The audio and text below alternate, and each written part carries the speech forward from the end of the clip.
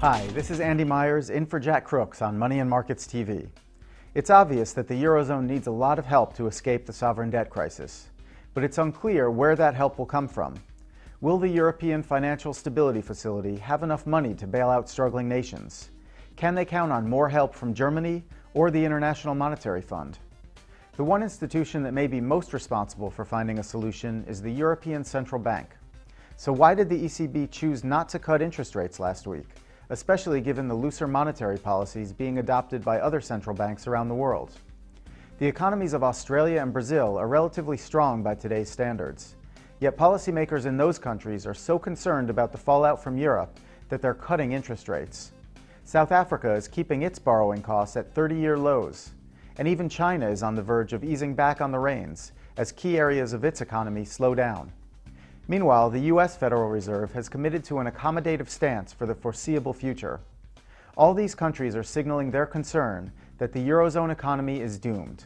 But the ECB's monetary policy continues to project confidence that it has the debt crisis under control. The decision to hold rates steady implies that the EU's dealings with international policymakers are headed in the right direction. Most analysts, including Jack Crooks, believe that's highly unlikely. So what are the folks at the central bank thinking? Well, it may help if you understand that the ECB's ability to support European banks is determined by collateral. If a bank can put up collateral of sufficient quality, then it can receive needed funds from the ECB. But if banks don't have quality collateral, and the ECB still wants to prop them up, the central bank can simply lower its standards. The ECB may need to do just that in order to keep Eurozone banks liquid in the months ahead. But that move presents another problem. The ECB itself is not sufficiently capitalized to accept the additional risk of poorer quality collateral. All in all, it appears that the European Central Bank is stuck between a rock and a hard place.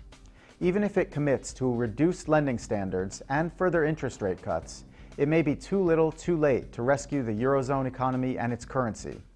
But one thing is certain, its current monetary policy is not working. I'm Andy Myers for Money and Markets TV. Thanks for watching.